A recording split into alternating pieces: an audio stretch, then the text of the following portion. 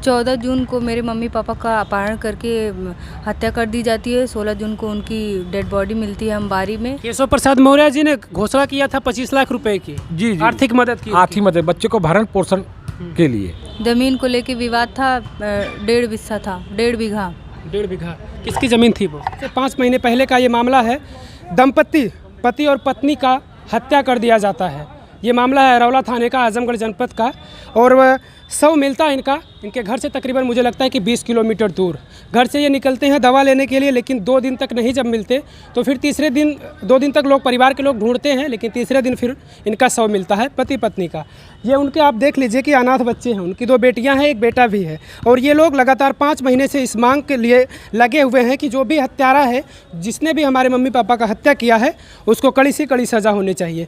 आप समझिए कि डीएम साहब का कार्यालय है और पीछे ये लोग बैठे हुए हैं।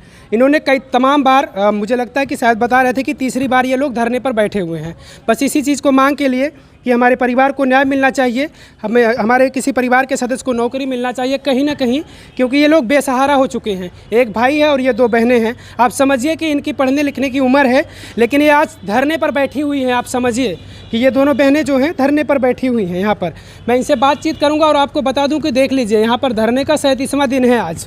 एक बड़ी चीज़ मैं आपको बता दूं कि उस घटना के 4 दिन बाद केशव प्रसाद मौर्य जी इनके घर पर आए थे और पूरे तरीके से इनको आश्वासन दिया था कि हम आपको न्याय दिलाएंगे और जो भी हत्यारे हैं उनको कड़ी से कड़ी सज़ा दिलवाएंगे।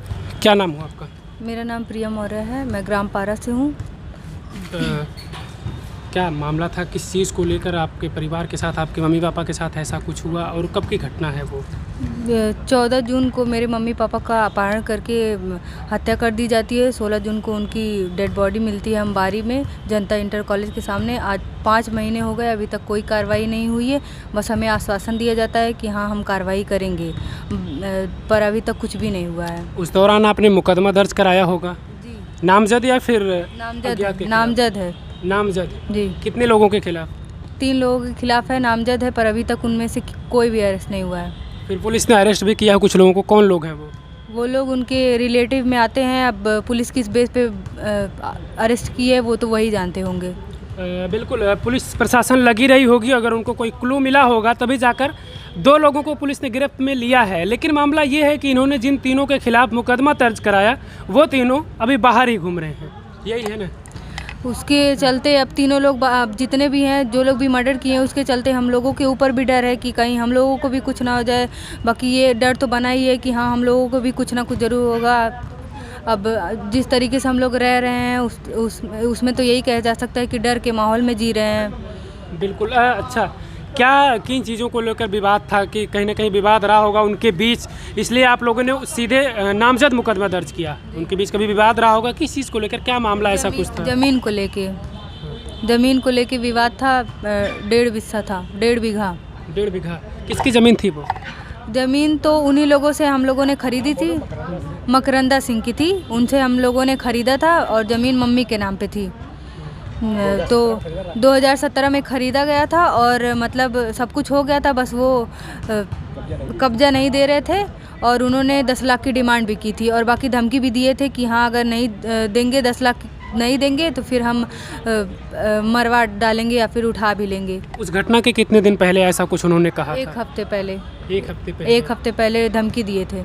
फेस टू फेस सामने से धमकी दिया था उन्होंने? जी हाँ, पिताजी के सामने आपके बुलाया गया था। पिताजी ने फिर आप लोगों से जिक्र किया था इस चीज़ का? पापा नहीं किए थे, लेकिन मम्मी ने किया था, मुझसे किया था। मम्मी ने मुझे बताया था कि तुम लोगों को मतलब अब बच के रहना होगा, थोड़ा मतलब अब बाहर कहीं नहीं जाना है, जहाँ भी जाना मुझे बता के जाना, क्योंकि उनको भी डर था कि कहीं हमारे बच्चों के साथ कुछ ना हो जाए, हमारे बच्चों को कुछ ना हो जाए। अब मम्मी पापा हैं तो चिंता तो करेंगे ही। मम्मी ने मुझे बताया था, बाकी पापा ने तो नहीं बताया था। केशव प्रसाद मौर्य उप मुख्यमंत्री जो हैं इस समय, वो आपके यहाँ आए थे और आप लोग मौर्य परिवार से हो। कहीं ना कहीं देखिए 5 महीने का समय बीत चुका है और मुझे लगता है कि जातीय राजनीति इनके साथ की गई, क्योंकि वो भी मौर्य हैं और ये मौर्य परिवार से उसी लिए आए थे। इनको पूरा भरोसा था केशव प्रसाद मौर्य जी पर कि हमको न्याय दिलवाएंगे, लेकिन 5 महीने का समय धीरे धीरे बीत गया, लेकिन अभी तक सोच सकते हैं आप, कल्पना कीजिए कि ये लोग यहाँ पर हैं और जो अपराधी हैं इनके मुताबिक भी तो प्रशासन ने ये चीज़ तो आरोपियों को पकड़ा नहीं है, या फिर आरोपी कौन है ये तो सच तो हो नहीं सकता। इनके मुताबिक जो आरोपी हैं जिनके खिलाफ इन्होंने मुकदमा दर्ज करा वो अभी भी बाहर घूम रहे हैं। केशव प्रसाद मौर्य जी क्या बोले थे आपसे? उन्होंने यही बोला था कि तुम लोग की पढ़ाई नहीं रुकेगी, हम पूरी मदद करेंगे पढ़ाई के लिए, और 25 लाख की आर्थिक मदद देने का भी वादा किया था, जबकि ऐसा कुछ नहीं। और ये भी बोला था कि जल्द से जल्द हम कार्रवाई करेंगे, जो भी इसमें शामिल है हम उसको कहीं भी हो उसको मतलब कड़ा सा कड़ा कार्रवाई करेंगे। पर अभी तक ऐसा कुछ भी नहीं हुआ है, जबकि नामजद FIR है, अभी तक उनको पकड़ा नहीं गया है। फिर कभी बातचीत हुई इस चीज़ को लेकर केशव प्रसाद मौर्य जी से? 3 बार हम लोग लखनऊ भी जा चुके हैं उनसे मिलने, और आश्वासन ही देते हैं कि हम लोग कार्रवाई। मुलाकात हुई थी? जी हाँ, मुलाकात हुई थी। उन्होंने फेस टू फेस कहा था कि हम कार्रवाई कर रहे हैं और जल्द से जल्द हो जाएगा, पर अभी तक कुछ नहीं किए हैं। कुर्सी की सबको लालच होती है, और आप समझिए कि इस समय उपचुनाव चल रहा है उत्तर प्रदेश के मैनपुरी में, लेकिन वहाँ पर सारे जो नेता हैं सारी कई पार्टियों के वहीं पर लगे हुए चुनाव प्रचार में, लेकिन ऐसे ऐसे परिवार को वो आश्वासन देकर भूल गए हैं कि हमने कुछ कहा था ऐसे परिवारों के लिए जिनको न्याय दिलाना है।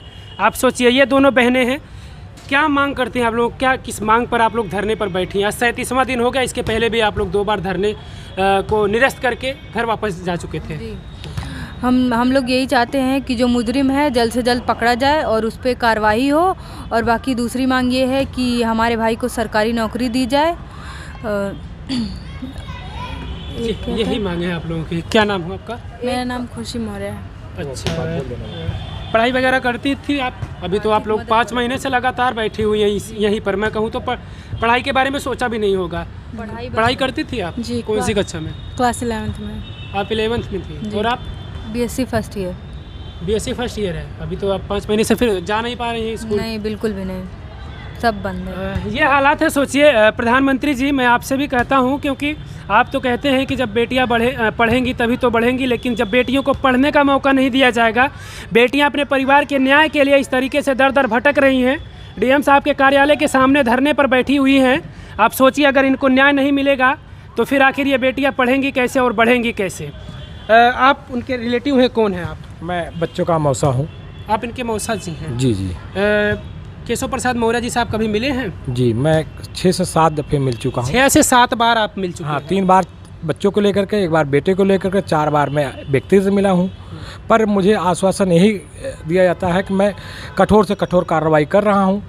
और यहाँ डिप्टी CM साहब 20 जून आने के पहले 17 जून को 25 लाख आर्थिक मदद बच्चों को भरण पोषण के लिए 25 लाख की घोषणा कर देते हैं।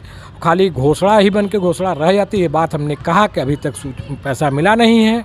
केशव प्रसाद मौर्य जी ने घोषणा किया था 25 लाख रुपए की। जी जी, आर्थिक मदद की। आर्थिक मदद बच्चे को भरण पोषण के लिए।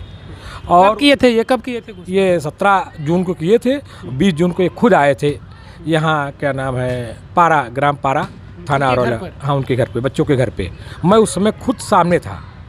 और बड़े बड़े वादे करके चले जाते हैं। जब जाओ, जब भी मिलो, ये कहते हैं कि हम लगे हुए हैं, कर रहे हैं। पर 5 महीना हो गया, इसके बाद के कई केस खुलासे हो गए।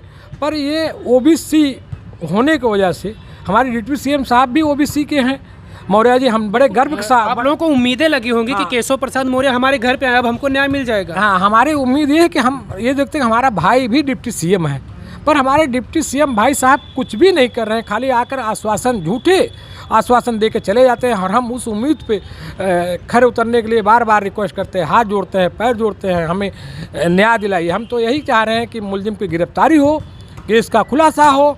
बच्चा अनाथ हो गया है, 2 बहनें उसकी हैं, बच्चे को सरकारी नौकरी दिया जाए। आप जो घोषणा आर्थिक मदद कर दिए हैं वही दिया जाए, मैं उस पर भी संतोष करता हूँ।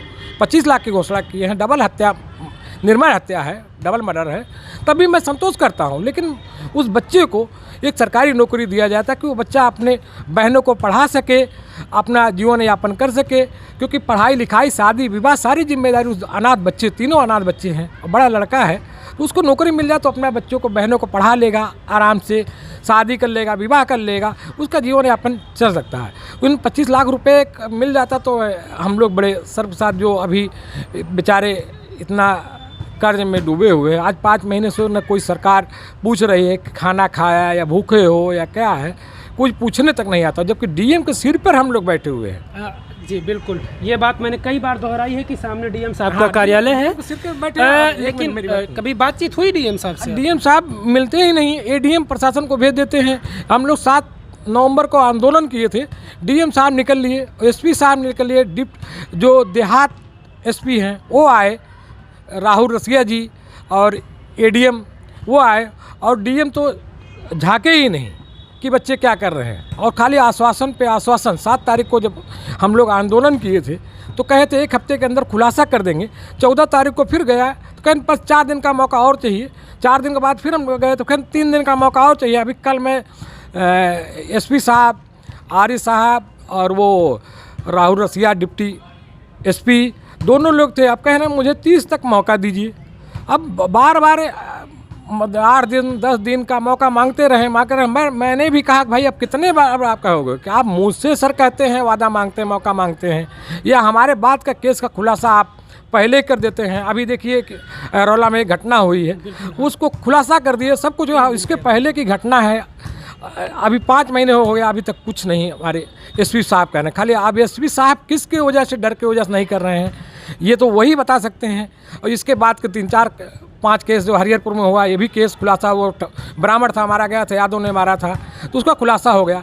ये मौर्य मारा गया और कोई सिंह परिवार ने मारा, जबकि मकरंदा सिंह, नगीना सिंह और जया सिंह और जो अभियुक्त 2 गिरफ्तार हुए हैं, प्रशांत सिंह, रवि सिंह, ये गांव के लोग हैं। ये जो है, जबकि योगेंद्र बहादुर सिंह जब यहाँ हम धरने पर बैठे थे, कहन हमें इनके द्वारा हम पकड़ लिए हैं, हमें सुराग मिल रहा है, लेकिन उनको रिमांड पर 15 दिन के अंदर रिमांड लेने पर रिमांड पर ना लिया गया, ना लेकर के पूछताछ कुछ नहीं किया गया। पर वो 1.5 महीने से अभी तक पूछताछ नहीं किया गया, तो हम क्या जाने प्रशासन कुछ कर रहा। क्योंकि ये हम जितने केस देखते हैं कहीं भी होता है, पुलिस पकड़ती है, 15 दिन के अंदर रिमांड पर लेकर के कबुलवाती है, लेकिन यहाँ 15 दिन का बीत गए, 1.5 महीना अभी तक रिमांड पर पुलिस ने उठाया ही नहीं। तो क्या वजह है, क्या दबाव है, क्यों नहीं उठाया, तो वही शासन ही जाने, प्रशासन ही जाने। बाकी हम इसके बारे में क्या कर सकते हैं। जो हमारे साथ अन्याय हो रहा है, यहाँ हम ओबीसी के हैं और हमारे भाई डिप्टी सीएम साहब बैठे हुए हैं, तो हम आज के साथ बैठे हैं, पर हमारा एक भाई कायर निकला, तो और भाई हमारे साथ नहीं आ रहे हैं। मैं उन भाइयों को कहना चाहता हूं कि आप लोग 2 दिसंबर को आइए, आंदोलन करें, और उस आंदोलन शांति ढंग से हम आंदोलन करके आजमगढ़ को दिखाएं कि हम क्या न्याय पर हैं और कहां पर हैं। 5 महीने हो गए, अब तक न्याय नहीं मिला। घटना के 4 दिन बाद केशव प्रसाद मौर्य जी परिवार से आते हैं, इस परिवार से मिलने के लिए, और वहीं पर वो घोषणा करते हैं कि इस परिवार को 25 लाख रुपए आर्थिक मदद की जाएगी, और इस परिवार को नौकरी का भी उन्होंने किया था। हाँ, नौकरी 25 लाख घोषणा की। जी बिल्कुल, नौकरी की घोषणा और 25 लाख की आर्थिक मदद की उन्होंने घोषणा की, लेकिन ये इस परिवार को अभी तक कोई भी मदद नहीं मिल पाई है। और ये समझ लीजिए कि आप किस तरीके से भटक रहे हैं।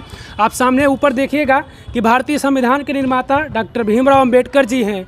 सोचिए, शायद मुझे लगता है कि वो इनके नीचे इसीलिए लोग बैठे हैं कि शायद अब इन्हीं के द्वारा संविधान बनाया गया है, इन पे विश्वास है इन लोगों को कि हमें न्याय मिलेगा।